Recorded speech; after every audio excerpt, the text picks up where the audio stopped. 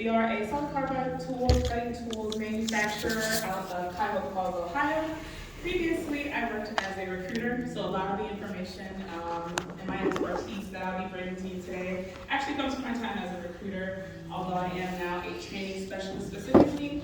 During my time as a recruiter, I worked in the transportation and education industries, but I'm happy to be joining you all in manufacturing today.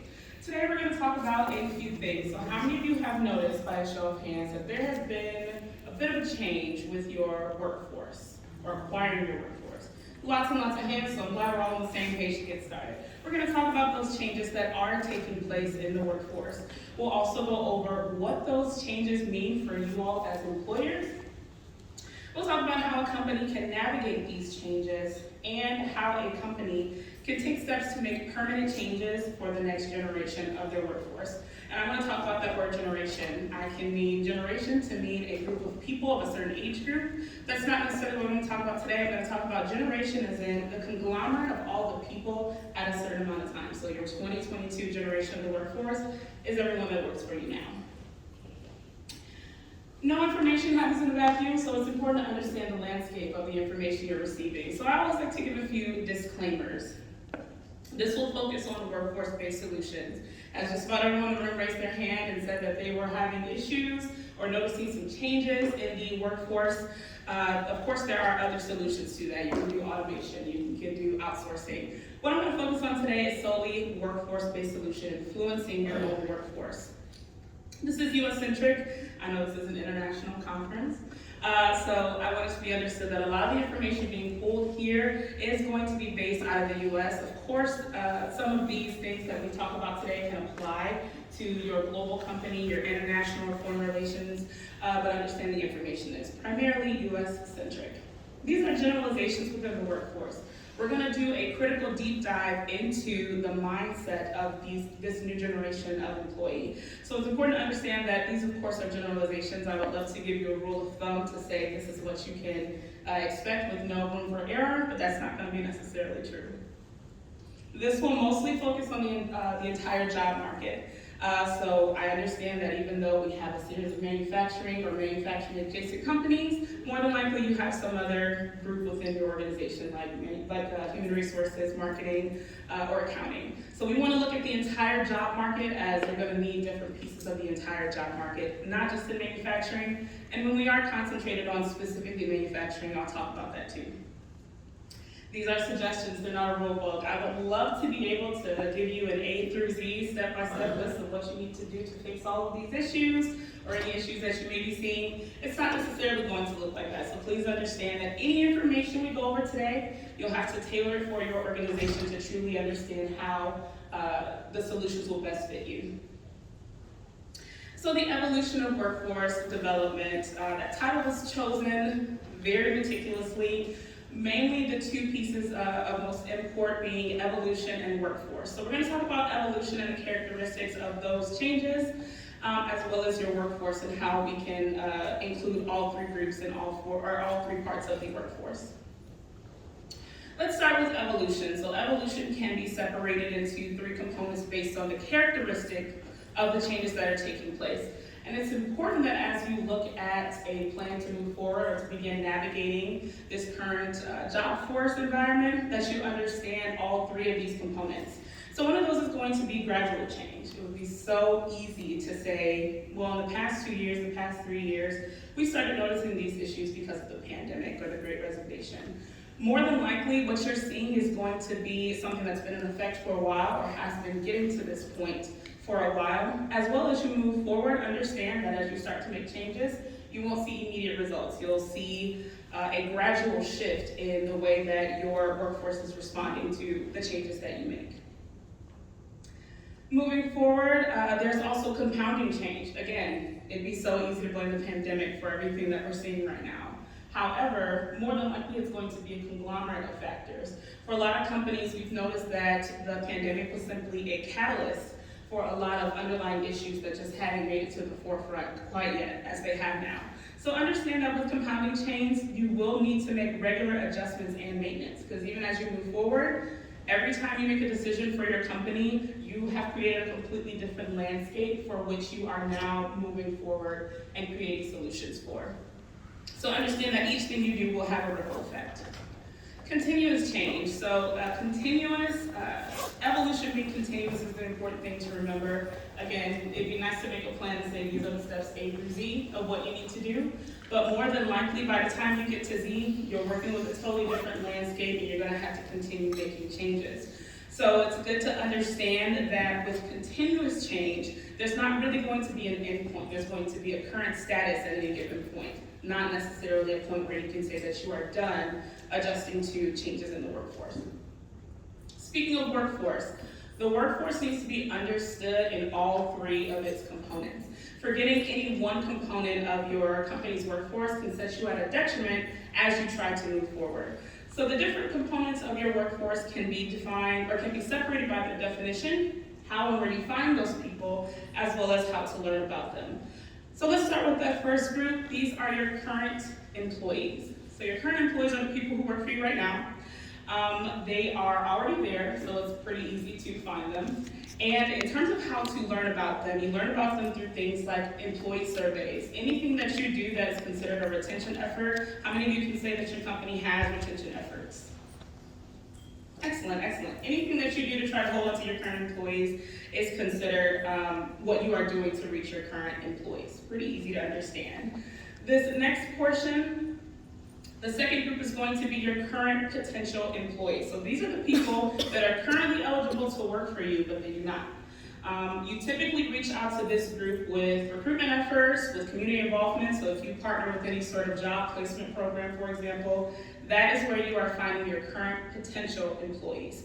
You find out about them through job market data. So if you track any analytics for people that are coming to interviews, applications, things of that nature, as well as any information you get from things like Indeed, Glassdoor to understand what are the most popular things. If you look up a statistic for how many employees are looking for work from home positions, for example, that's all job market data. And that will give you a good idea of how to learn about your current potential employees.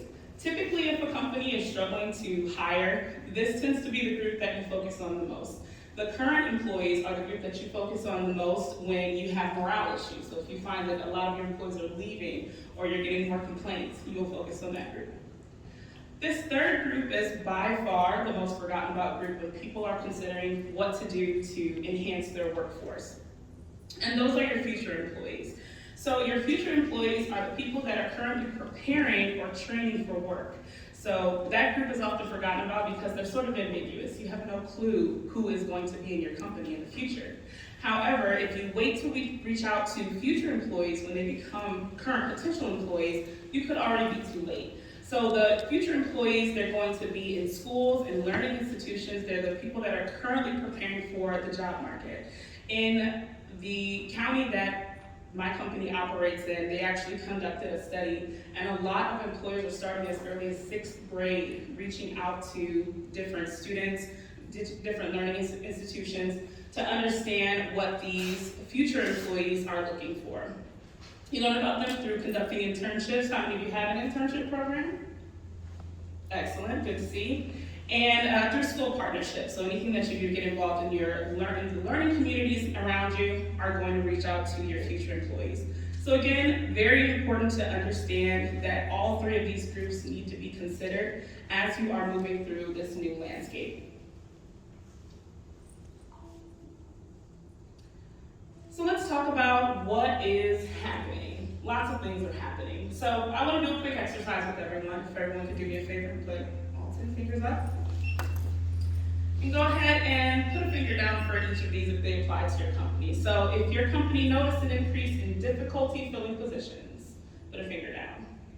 If you had to raise pay rates recently in order to bring on new talent.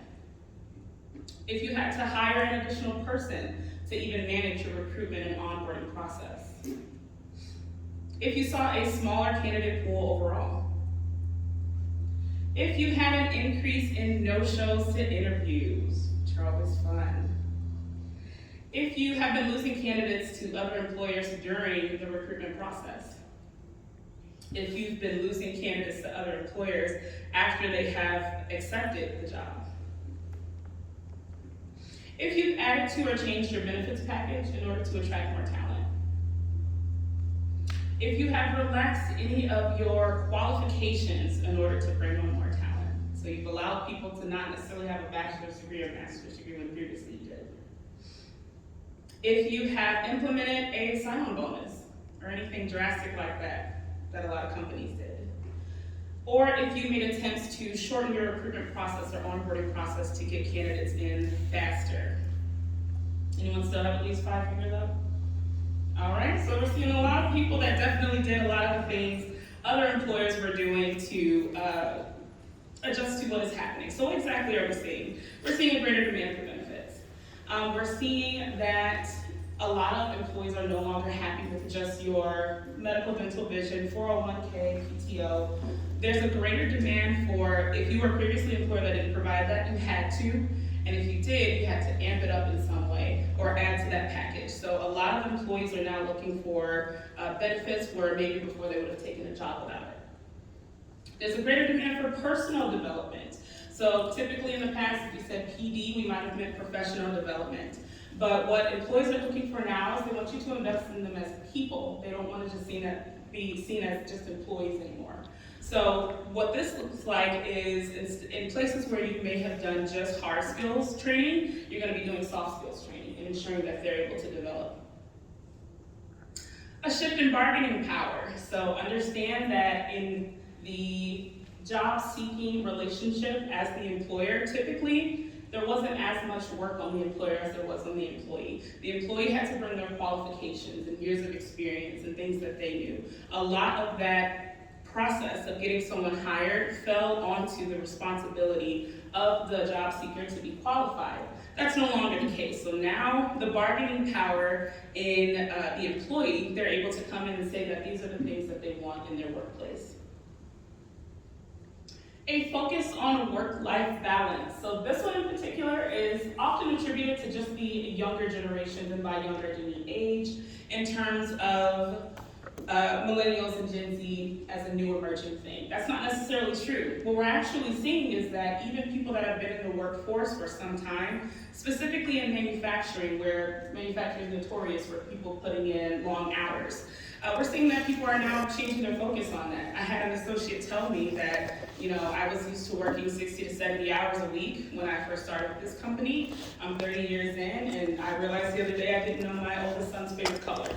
So that's just an anecdote of, his point was that I don't even know my family. I didn't get a chance to spend time with my family. I want a better work-life balance from here on out.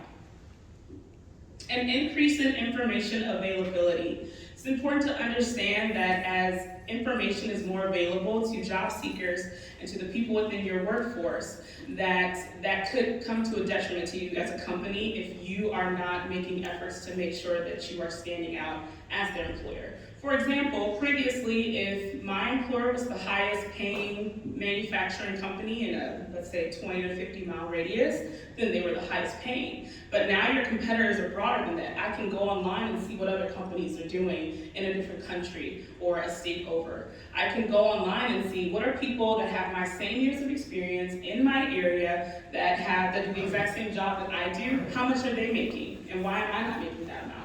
So that increase in information availability has also changed the landscape, and we have to understand that now, as an employer, that just widens the number of competitors. So let's take a look at the numbers. I'm a numbers person myself. I love to look at percentages and look at studies. So primarily, I looked at a study that was completed by Lorman. Lorman is a provider of educational services and programming. They completed a study in September of 2021. So we'll take a look at some of their findings. Only 29% of employees are very satisfied with their current career advancement opportunities available within their organization. So only 29% of people studied for this mentioned that they were happy with whatever their job was offering in the realm of personal development. 74% of surveyed employees feel that they aren't reaching full potential at work due to a lack of development opportunities. So you may say that you may feel like someone is not reaching full potential, but the employees themselves are saying, 3 out of 4 of those employees essentially is saying that I am not performing as well as I could be because my company does not provide development opportunities. 61% of adults in the United States seek career development opportunities when considering job opportunities. So career development opportunities used to, let's say about 10 years ago, did not even rank amongst reasons that people would typically accept or decline a job. The management was typically at the highest. Pay definitely always ranks. However, what we're seeing is this emergence of people that, again, want to be invested in by their company. And we're seeing that 61% of adults in the United States say that that is definitely on their list of things that they consider as they are looking for a job. 74% of workers, so 3 out of 4, are willing to learn new skills or retrain in order to remain employable. I have a lot of, I shouldn't say a lot, I have a few coaches that I've worked with, or different industry leaders that I've worked with that have said, we'd love to train our new employees, but often we have people that don't want to. They just want to come to work and go home. They're close to retirement, so they don't want to learn anything new. And we're seeing by this study here that if it's tied to them remaining employable and still having a job in the future, 74% of workers are absolutely willing to take those opportunities for training and development. Statistics that they brought pertaining to upward mobility and leadership. So external hires are 61% more likely to be let go from their jobs than those who are promoted to the same position. So what we're looking at here is the value of promoting from within. So when it comes to developing your own employees versus calling an external hire, that person that you develop from within and do your succession planning, they are 61% more likely to be successful than that external new hire. 43% of managers who have been in their role for less than a year say they've had no formal training. So that 43% number comes from a group of people. They looked at managers that were anywhere between 3 months and up to less than a year in their job. So in that group, 43% of those people said that they had not received any formal training. So what exactly does that look like for your company if your managers are not properly trained? And finally, 60% of millennials do want leadership training. So in here we are talking about generation. Millennials make up have now emerged as the largest generation in the workforce. And we have to understand what comes with that territory. But in terms of leadership, millennials are the fastest growing into your leadership positions. They're being accelerated, they're being promoted at an accelerated rate at this point. So a lot of millennials are looking for leadership training even before they are in line for a leadership position. So this is what I want to be understood about all the information that I've just given you. This is sort of the gist. The important thing to understand is that the current workforce has a growing understanding of employment as a contractual agreement. So what do I mean by that? Employment has always been a contractual agreement in which I am trading you my labor for pay. However, again, all of that responsibility has previously been shouldered on the job seeker to be qualified for a job. And now we're seeing that it is moving closer to 50-50. So as the job seeker understands that this is a contractual agreement in which I am giving you something and you also need to give me things, they want that playing field to look a little bit more even. And moving on to that second part, they have the means to act upon that understanding. So for all my economics folks in here, the supply and demand has shifted. So now that there's a greater demand for labor than there is a supply, in Summit County where we are, there's 4 jobs available for each job seeker right now. So as that landscape moves forward, we have to understand that now that they're able to act upon that understanding, now that the job seeker has sort of their pick of who they would like to move forward with and what company they want to join, then the landscape is going to look quite different. So understand that. So what does this mean for employees? Mainly more effort. As the employer is the one that is losing bargaining power, they are going to have to be the ones to make more adjustments in order to continue attracting talent. So what does that look like? It looks like innovative perks and benefits.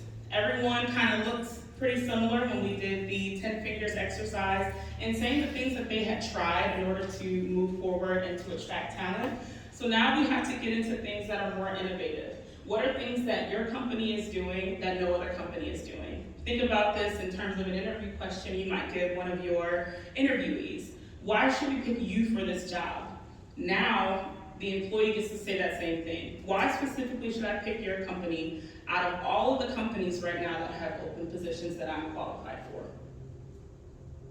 And initiatives that are built solely for employee investment. So previously, I've worked with a few companies that are used to being able to kind of intertwine employee engagement with other things that they already need to do as a company. However, get used to initiatives that are built for nothing else but satisfying your employees. How many of you or your company do stay interviews? A few hands. So for those who don't know what stay interview is, if you think of the performance review, a performance review is to evaluate how well the employee fits the company. The stay interview evaluates how well the company fits the employee. So this is nothing more than a tool for them to sit down with you and say, these are all the things that I would like to see for myself without the added idea of them being graded as you would with the performance review. So a stay interview is a great example of initiatives that are built for nothing else but making your employees happy. The new generation of employees. So again, we're talking about generation as the conglomerate of all the people that work for you. So let's talk about some of these contrasts of what we're seeing with the new generation of employee. So previously, company loyalty versus currently personal loyalty, where the value of company loyalty was pushed as something that employees need to do. Stick by your company. Don't look like a job hopper. Make sure you stay minimum 3 years to 5 years, depending on where you were educated on the workforce. Now what we're seeing is that there's more of a personal loyalty. I want to feel like my company is investing in me again. I want to feel like my company is ensuring that I have all the tools that I need. And if the company is no longer serving me, if my job is stressing me out more than maybe the job that's up the street that I could take, I'm going to make the personal decision, I'm going to be personally loyal and decide to go to that other company. Education for status versus education for advancement is a very interesting one. Previously, if you got a form of higher education, a certification, a bachelor's degree, master's degree, intrinsically that had value. The fact that you have a master's degree was valuable in and of itself. And now what the new generation of employees looking for, they want to see how that education is actually going to advance them. If I can't see a trajectory in which the education is going to move me forward, I'm not going to get that education. And when we talked about those compounding changes, this is a great example of that. That's not just because people change their minds. That's the cost of education. That's the way that people live now, in which if I have 2 kids to take care of, it's very hard to go to a job where I work 10 hours, then come home and do schoolwork. So there's a few factors that factor into that, but please understand that the view of education has shifted a bit. Tenure-based reward systems versus merit and competency-based reward systems is another major change. So previously, the culture, especially in manufacturing, was that someone who's been here 20 years has more experience than someone that has been here for 15 years.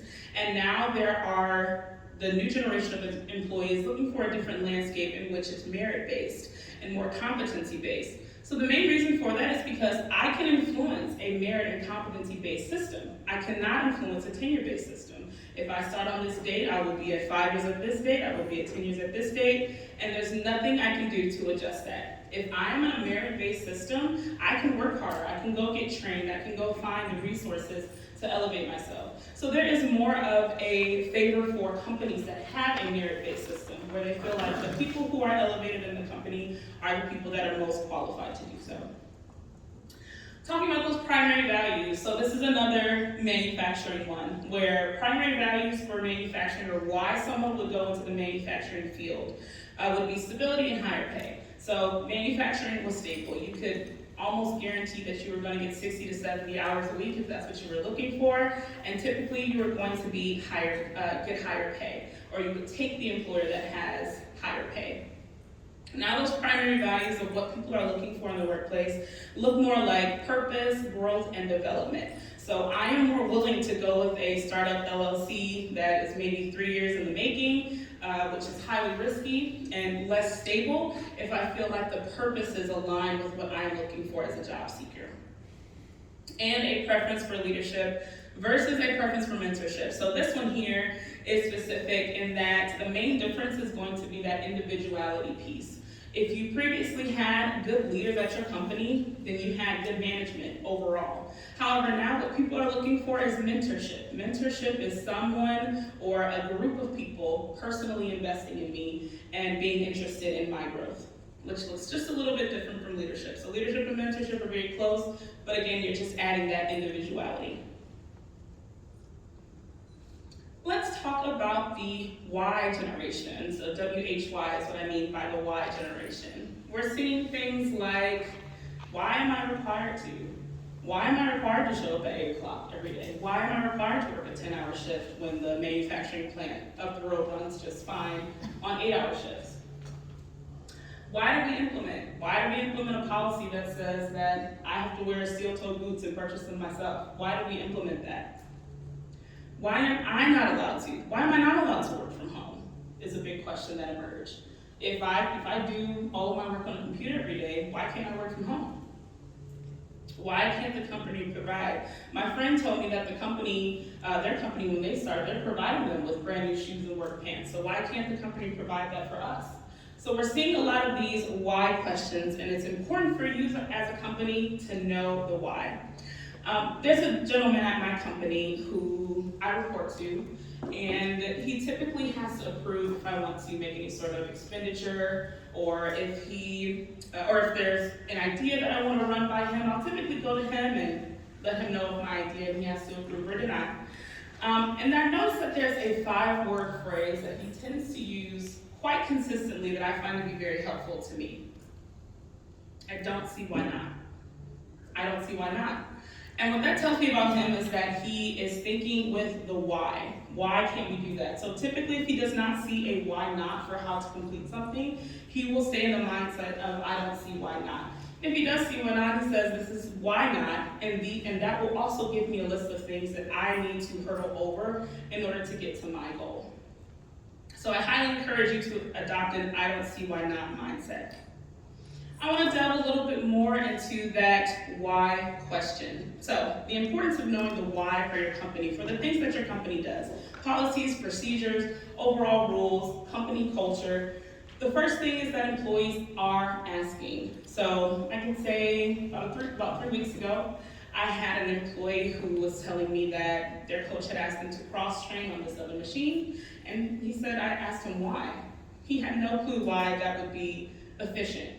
And this is an employee that has been with us for 25 years plus, and he had even went so far to say, I'd never bothered to even think about a directive I've been giving in that manner, to say, why am I being asked to do this thing? Typically, I would assume that if my coach told me to do something, I would do it because they were the coach.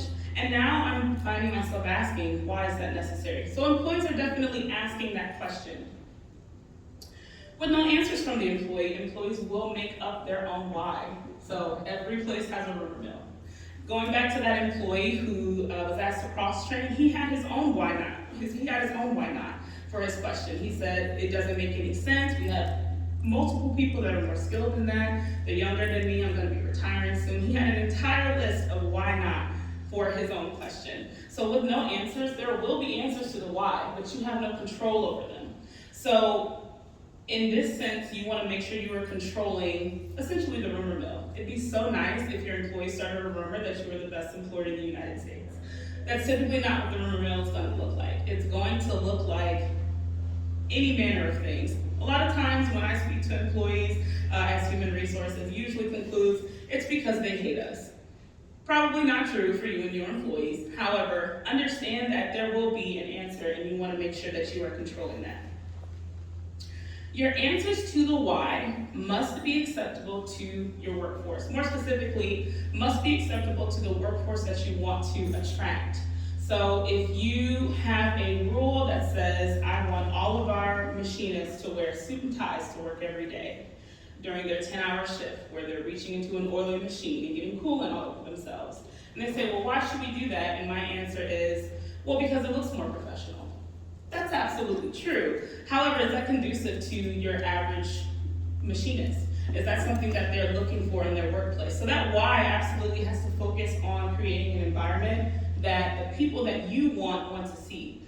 Along with that, if you give a why that is a perfectly good answer to the why, and someone doesn't agree with it, more than likely they shouldn't be with your organization. If someone says, why can I not physically assault people at work? And you give a proper why of that's not okay, and they don't agree with that, more than likely it's fine that they don't agree with the why.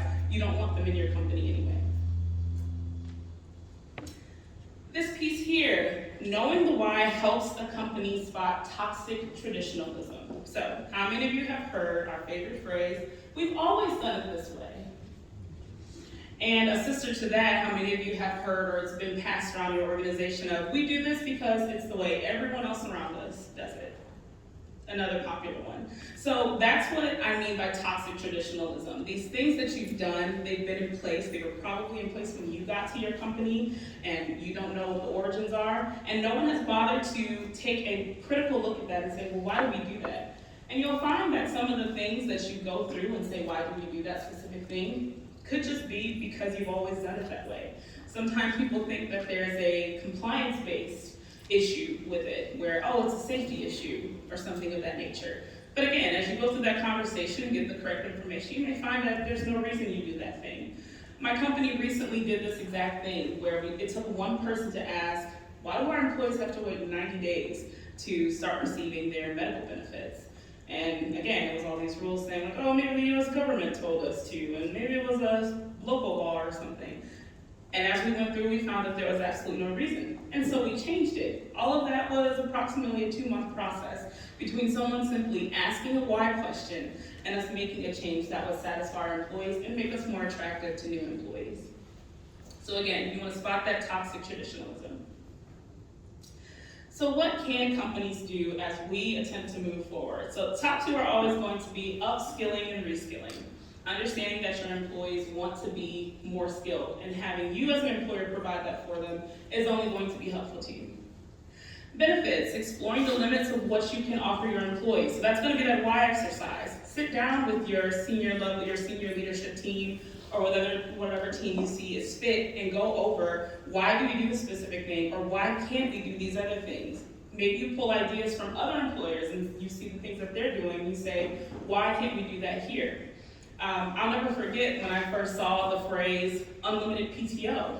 And my first thought, especially as an HR person, was, oh, that's absolutely impossible. How could you offer an entire group of associates unlimited PTO? But now there are several companies who are doing that. So it's not just trying to do new things, it's exploring like, what are the limits? What is the best that we can give our employees to make ourselves more attractive? Creating a system of improvement.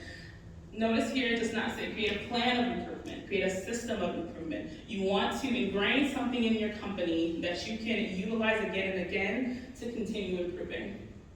And you want to create a culture of development. So again, culture is a very difficult thing to shift in your company, and we all know that. But understand that you don't just want to make development or training just procedure. Things that you're forcing people to do. You want everyone in your company to agree that, yes, development is something that we want. I find it so much easier, and I'm happy to say that the company I'm a part of definitely has a culture of development. We have to get over other hurdles, like when are we able to do these things, these sorts of trainings, what can we offer? However, just having everyone on the same page and being able to start the conversation at what do we need to do to get started is so much easier than having to start at convincing people that we should do development in the first place. So let's talk about the training and development maturity model. So this model is going to go over, if you're thinking of this new trajectory like a roadmap, this is going to be the thing that gives you your "you are here" point.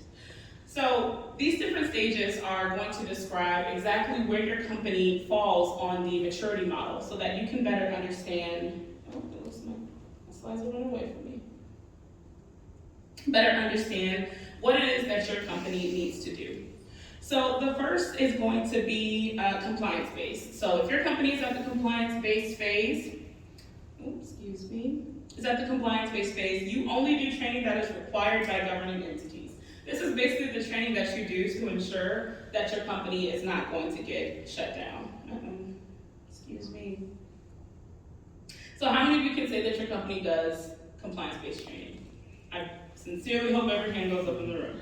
So compliance-based, again, is the bare minimum. So available. So if you make training available, that means that training can be provided if it's requested by the employee.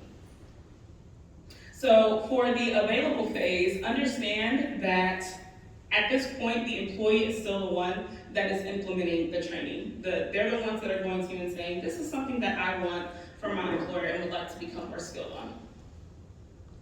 That next phase is going to be recommended. So if you're at the third phase and training is recommended by the employer, the training opportunities I mentioned, but they have little regularity or consistency. So maybe you have a few resources, maybe you have a person that they can go to request that training. But for the most part, at recommended, it is still, you're at the third tier. You're kind of there, but you're not quite at your highest potential. The next phase is going to be encouraged. So at this point, if you are an employer that encourages training, I do apologize for the slides. If you are someone that encourages training, then training is an expressed value of the company and it's utilized for supplementary purposes.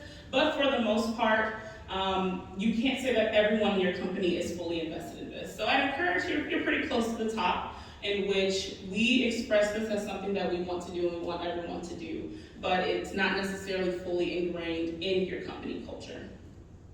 And that last piece will be ingrained. So this is tier 5 of the maturity model. If your company is at this phase, then ongoing development is already a part of your company culture and it's implanted in regular operations, and everyone must partake. So that last piece is very important. If you have a company in which training is fully ingrained, then you know that you can go to any person in that company and they'll understand that training is something that we do here. It will be understood by even people that are looking for jobs or people that are interviewing with you to understand that if I come into this company, the only way I would be successful is if I am invested in training and development.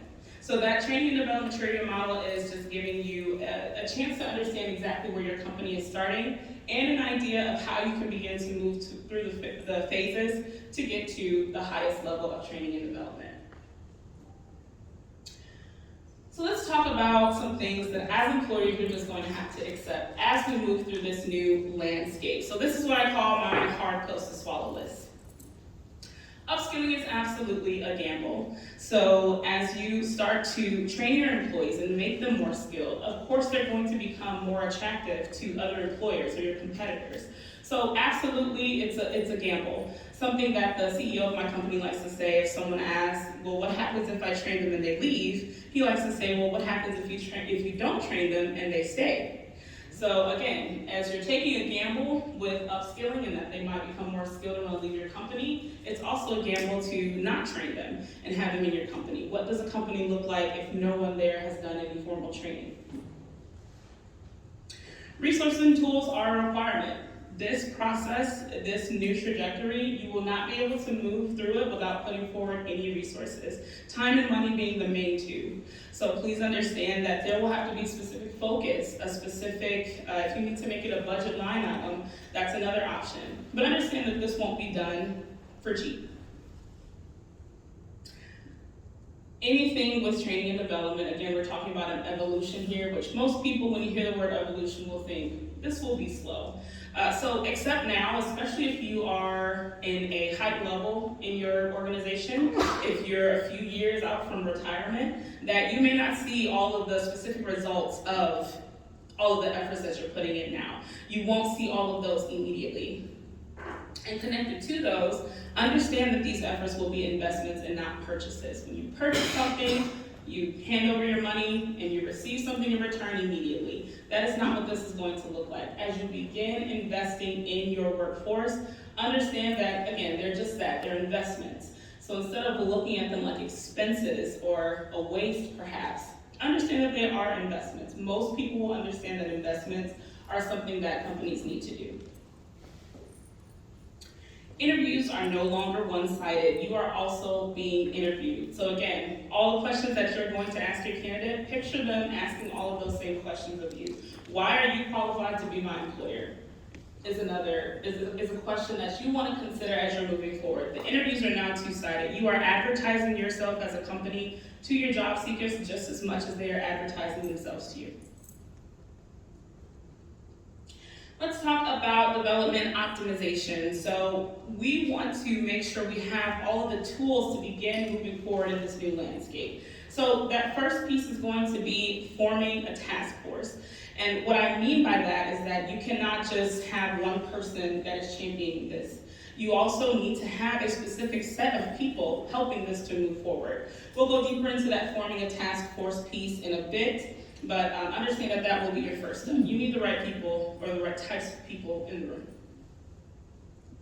The assessment piece. You need to assess your company's current status of maturity, so that maturity model that we reviewed. You need to understand if you're going to create a map. If you go to your GPS and say, I need to get here, the first thing they're going to ask you for is where are you currently at? So understanding that assessment of your current status of maturity is very important. You also may find that you may get stuck at this step. I know that my company certainly got stuck at this step for a few things we wanted to move forward, where we started off saying like, all right, guys, we need to do this thing. And certain people said, well, I don't think we do. So you need everyone to be on the same page as you start to move forward and understanding, having a true assessment of where everyone thinks your company is and getting on the same page with that first. Visualizing, so creating a vision of what the company will look like if programs are successful and going beyond setting goals. So I can set a goal for my company that says I want everyone in my company to have 100 hours of training between now and the end of our fiscal year. That's a goal. What does that mean? Once we're at that point, okay, they have 100 hours of training. Okay, so what? So visualizing looks a little bit, it's past that. Visualizing looks like, I want everyone in my company to be so skilled that any person I go to can train a new hire. That is what a vision looks like. Because then you can work backwards and say, well, these are the things we need to get to that point, these are the things that we're missing. Understand that creating a vision is different from setting goals, and you want to go beyond that goal setting to get to creating a vision for this new trajectory. You want to create an integration plan. The way that I get this moving in my company is not going to look the same as the way you get it moving in your company. So you want to create a plan specifically for how you are even going to get the ball rolling. It must start that intricately.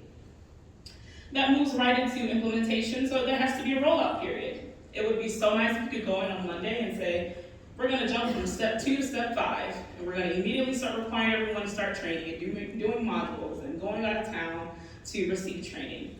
That would be so great, but more than likely your company cannot move at that pace. There needs to be a specific rollout plan to make changes to company policies, procedures, and getting everyone to understand exactly the direction that you're starting to move. And a piece that is very, very often forgotten about, which is survey. So you want to create and strengthen your feedback and assessment channels in order to collect data for continued reevaluation. So we talked earlier about how this change is going to be continuous. It's going to keep happening. So you do need a survey piece to understand how did the things we've already done, how have they worked so far? So that survey piece is so often forgotten about. You throw something out there and you do a new thing and you never go back to look at exactly how that worked out for us. So that survey piece is going to be very important if you want to continue moving forward with some sort of optimization plan to ingrain development into your company culture. Going back to that piece about creating and implementing a plan. So again, each company is going to have a different starting point, and the way you want to look at that is to understand what do we already have checked off. So the first check mark would be, is everyone on board? Again, I work for a company in which people are on board. I have the permission of my CEO. I'm allowed to spend money on training and development. Training and development is the title of my position, so I already understand that that is something we're invested in, and just in the fact that my position exists. So do we have everyone on board? If you are at a company where you don't have that, understand what you need to do to get people on board. Do you need to start with the CEO? Do you need to start by gathering a few allies to then present to your CEO? What is your CEO interested in? Are they interested in understanding the bottom line and how it affects that? So make sure that you have a plan for getting everyone on board. That next piece, which would be, do we have the resources? Again, those named resources being time and money. Do we have the time and money to do this? If we launch this plan and say we're going to do this thing, and then as we get down the line and say, oh, we actually need more money in order to make this happen, that would be very detrimental. It could halt the process. So before you even get started, as you're creating an implementation plan, you want to make sure that you have time and money already allocated for that. And lastly, you want to arm yourself with the why. If you go in on Monday and say, we're going to start doing this thing, you're going to get a bunch of why questions. So understand why you're doing the specific things that you're doing. Know that each piece that you implement, you want to know what that directly connects to. What is this specific thing going to help us with? So understand that the why question also has to be in order before you even do a rollout of your plan. Going back to that piece about forming a task force, I won't go too deeply into any of these tools, but how many of you have heard of the 6 types of working genius? 6 types of working genius, one in the back. How many of you have heard of Belden's team roles? Okay, another one in the back. And the 5 dysfunctions of a team. How many of you have heard of that? A little more hands. So basically, these are all tools of assessment. So I highly encourage you to look into these and get a sense of how they can help you and your task force get started. Basically, as you're forming a task force, you want to understand that all of the roles that are needed need to be present. For example, 5 dysfunctions of a team. That's a good thing for you to study because you can look at that and say, let's anticipate all the issues that we may have before they even come up, instead of them happening as you're already in the middle of implementation. And then people get caught into other things, they get lost in their schedule, someone's going out of town, and now you've lost momentum on your project. So understand that you need tools, specific tools to help you form a task force. Same with the Belden's team roles. Belden's team roles separates different team roles into 9 different sections so that you understand we need these types of people to be present in the room before we can even get started with creating a plan. So understand that is what I mean by forming a task force. So I hope any of the information here hasn't been too overwhelming, but I do want to look forward and going back to that study that was done by Norman, the Educational Service. Some of the statistics that they presented for some of the companies that had already gotten started with some of these different plans that we talked about today. So retention rates rise 30 to 50% for companies with strong learning cultures. So once you develop a learning culture where everyone is invested in learning and development, you can see your retention rates rise 30 to 50%. And at a time like now, when we're struggling to find talent, you want to definitely hold on to the talent that you were able to acquire. 70% of employees would be very likely or somewhat likely to leave their current job to work for an organization known for investing in employee development and learning. So 70% is a pretty high number, especially for something like this. So this is showing that not only will you hold on to your employees, you're going to steal 70% of everyone else's employees. So you want to make yourself more attractive to other employees as well. So this is something that you could be seeing once you get started moving forward with these initiatives. Companies that invest in employee training gain 21% in profit. Again, if you have the person you're appealing to get moving on any of this, if the person you're appealing to is interested in the bottom line, these are the statistics that you have. 21% increase in profit is major. And connected to that, companies that spend at least $1,500 per associate annually on training see a 24% increase in profit. So that's an additional 3% based on the amount that you spend. So if you invest in your employees, that's great, that gets you 21%. But they notice that if you put even more money, if you put a minimum amount of money into your employees, then you'll see an even higher increase in profit. And a 10% increase in educational development produces an average of 8.6 gain in productivity per associate. So with this statistic, the 10% increase was measured by an increase either in time, so if you added 10% of the number of hours that you typically train, or 10% in funds. So either one of those increases will get you an average of 8.6 gain in productivity. Quick recap here. So things that we want to make sure that we accept as companies to move forward with this new landscape. So there is a new generation of workforce and they are demanding more of you. companies will have to increase investments in their employees in order to keep them. Employees will need to provide individualized benefits. Again, individualized is the important word here in terms of benefits, training, and development. Training and development initiatives will need to be intentional and thorough in order to see success. So this won't be something that you just kind of implement and do maybe once a year and then throw to the side. This will need its own initiative in order for you to be successful moving forward. And companies that implement new and innovative ways to develop their employees will see success with the next generation of the workforce. So again, we saw that with the companies who have already gotten started on this trajectory, and they are seeing numerical and bottom line success in their operations. Are there any questions or points of discussion? Well, we have 5 to 10 minutes. Yes? Could you roll these slides back to that first, to the first ones with stats, because those really innovative. Oh yeah, absolutely. Let's see, what's the fastest way I can get to that? Well, getting back to that, did you have a question here? No, or you just wanted to see what we have? I want to tell other people and stuff. Oh yeah, absolutely. So I'll give you the first page. There you go. Any questions or points? Yes? Can you comment on the quiet quitting trend? The quiet quitting trend. So can you do me a favor and actually explain, because I know different people have definitions for that. So what do you mean by quiet quitting? I think the definition is like doing no more than the bare minimum to remain employed. Absolutely. Yeah, see, I've heard different definitions, so thank you for that explanation. So the quiet quitting. So again, do you have a workplace in which someone who decides to quiet quit can still be successful?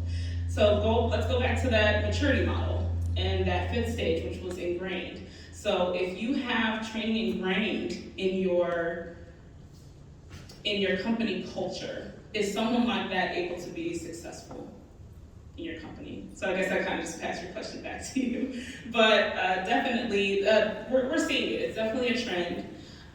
It is definitely something interesting about that is that in a company like mine, where we have lots of people with high tenure, we're actually seeing more people closer to retirement doing that. And we're battling how to keep our employees that are close to retirement engaged. So we're actually seeing that less amongst the TikTok generation and more amongst people that have been with us. You know, I'm 40 years in. What more do I need to do?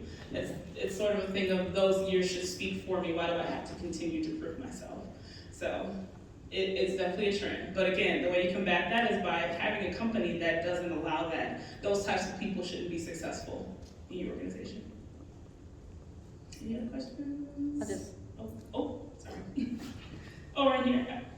You talked about innovative benefits and just PTO, medical, dental, et cetera, is not working anymore. Are you seeing any specific trends? Like what type of benefits? Are they wellness benefits? Are they personal development benefits? Any trends or common themes there? I've seen quite a few. Free stuff is the best way I can summarize it. So for example, Amazon, when they bring on their employees, they don't require that you bring anything to the table. You don't have shoes, we'll give you shoes. You don't have our regular work uniform, or you don't have the materials needed, we'll provide those materials. We were at a previous job that I worked with, we were trying to look for an auto mechanic, and a lot of times auto mechanic positions wanted you to have a certain set of tools. We had a tool rental program, a tool donation program in which we will provide all the tools that every other employer is asking you to have. So that's definitely a popular one. Some of them have gotten what I consider crazy, and hopefully down the line they won't be crazy going forward, but unlimited PTO. These things that seem like new concepts and almost things that don't make any sense, but there are companies who are implementing that. We're not going to give you a specific set of time and an allowance of PTO. When you need to take off, you take that time off. And we are giving you that with the trust that you won't abuse that system. So trusting your employees is another way to start to become innovative. But the things that I'm seeing usually look like, I guess the way I'll say it, it's less like free stuff, but removing barriers. Can I not take this job because I need childcare? Okay, well, employers are now going to provide, they're going to partner with a daycare center that's up the street and say, all of our employees can take their kids there for free and we'll pay for it. Another barrier being commute. So I work for our transportation company. We said, we will pick you up for your interview to make sure that you can get here. So removing barriers is going to be the name of the game for a lot of these innovative benefits that I've seen that are quite successful. Yes, in the back here. Are there any things that employers think they're doing well that you see they need to step up more? Employers think they're very good at employee appreciation, but typically employers do not know what employees want. The running trend, definitely on TikTok, is when the employer wants to show some appreciation and they host a pizza party.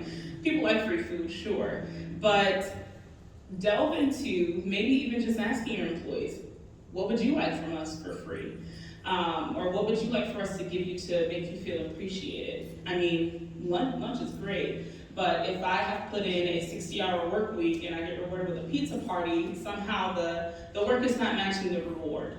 So I would say that's definitely an area where employers need to just ask their associates what they want and understanding how they like to be rewarded. We talked about the different types of reward systems.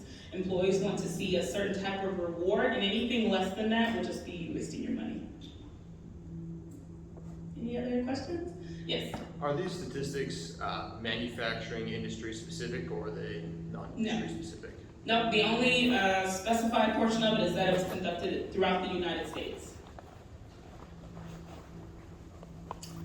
Yes. It was good, Akilah. Very good. I love what you put in here. Definitely different. Actually, the session I'm doing will have manufacturing specific ones. So Akilah and I kind of tag team on some of this. It's really good. I love the survey. I'm going to be giving ideas on survey in my session as well, but I'm curious what other things you've come across for the survey, because that's so critical in changing. You've got to have the survey. Mm-hmm. So what type of surveys, whether it's your current employer or past, that you've seen work well? It can be the most simplistic type. KYOCERA SGS does an annual employee morale survey where we go through, there's a series of subjects that we cover down to each department. Are you satisfied with the way your manager does this thing versus this thing? Are you satisfied with human resources and how we respond to different needs that you have? Are you satisfied with your pay? Do you feel like you are properly compensated? It's a whole range of things that are covered that by the time it's being reported to us, it's anywhere from a 15 to 20 page set of results that people are receiving. So definitely it can be as simple as a survey. People love to give their opinions, and especially when they're unhappy about something. Unfortunately, more when they're unhappy about something. But those are the things you need to tackle, because that's where your risk is, understanding what people are unhappy about. You want to hear what people are happy about so you don't keep doing. But conducting a survey of simply asking, allowing someone an open box to type in, to understand, to put in their opinion of what they want, and knowing that someone is going to read it. So that's another thing with surveys, and where I've seen them fail, is if people don't see anything happen after they have put in their opinion. So following up with that survey to make sure that there is something to show that you have actually taken those opinions into account. That other piece that I mentioned was the stay interviews. Stay interviews are highly successful, and they're very rarely done. They're very hard to do and hard to keep up with, because you have to create a system and say, okay, how often do we want to conduct stay interviews? And stay interviews, companies that have done stay interviews that are successful will do it through every tier of their organization. Even the CEO and their reports will be doing stay interviews with their vice president that has been there for 30 years. They're done often enough, so they say, well, how did you feel about this thing? Do you do them every 6 months? Do you do them every year? Stay interviews are definitely a great time for you to sit down and have a conversation. There's so little time that people can just set up a meeting just to have a conversation. It always has to be, okay, what are these agenda items we need to get done? So creating space for stay interviews is definitely a big one. All the way in the back here. Do you have any recommendations for very small businesses that don't have an HR department and don't have much bandwidth?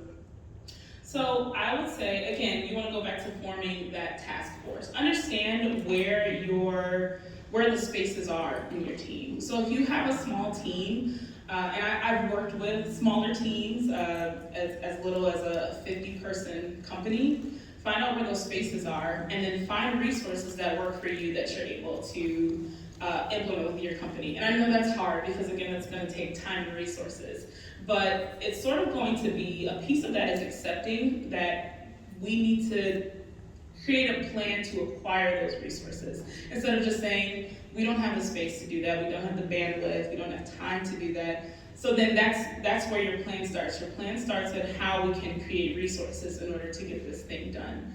And that's just from my experience working with a smaller company. We had to start way at the beginning that larger companies don't even have to think about, of understanding, like, do we need to fundraise? Do we need new clients? Do we need to spend less? Do we need to change our expenses, for an example, to make room for this level of development for our employees? Once you get to that point where now you have the resources, figure out where the holes are. Do we just not know how to do it? Not having an HR person is very difficult, or an HR team if you have a singular HR person. So maybe we just don't even have the information or the expertise. Then you need an expert, for example. So as you start to go through the process, you'll figure out where the holes in your plan are and start to make plans to fill those. Yes. Do you have any statistics in terms of what is the average retention for, new generations? Because I mean, we do have several individualized development programs in the company, Mm-hmm. but the most that we're seeing for new generations is maybe 2 Okay. to 3 years, and then they're looking for something else, even with the current programs that we have. So, were you asking about any statistics? Yeah, I mean, is it normal 2 to 3 years? Is there a way to get actually longer time than that? Like, Yes, so I can say I don't have a specific statistic at this time of what that looks like, but in terms of a number I can give you is that the idea that was most commonly taught to, I'll say, the millennial generation to start, and to Gen Z that now is being rejected, is 5 years. So the expectation was, if you stay at a job for 5 years, you don't look like a job hopper, and you've invested your time, and you can choose to move on or stay. Now it's looking much shorter. So you're seeing 2 to 3 years. Even in my experience, I'm seeing as short as 8 months being the average that companies are able to hold on to their employees with just the most extreme levels of turnover. And what that looks like is, what you need to look at there is what did those 8 months look like for them. So those 8 months did nothing to convince them. The way I tend to look at it, especially as a recruiter, is you had 2 to 3 years to convince that person that they like your company, and they ended up not agreeing with you. So what do your first 2 years look like? What does your onboarding process look like for those employees? So the change needs to happen earlier in that, because if you look at it a different way, we had all this time with these employees and they decided they didn't want to be here, that is going to be a much easier way that's going to be a much more effective way to consider that question. Did I answer your question? yeah. Yes? Okay. Any other questions or points of discussion? Absolutely. Well, if anyone does have any extra questions for me, I'll stick around afterwards, but that is all I have for you. If there's any other slides that you would like, pictures that would like to see. There's one more. Yes. Oh, Yeah, there you go. there we go. That you would like to see, feel free to let me know. I'd be happy to provide that for you. Other than that, that's all I have for you.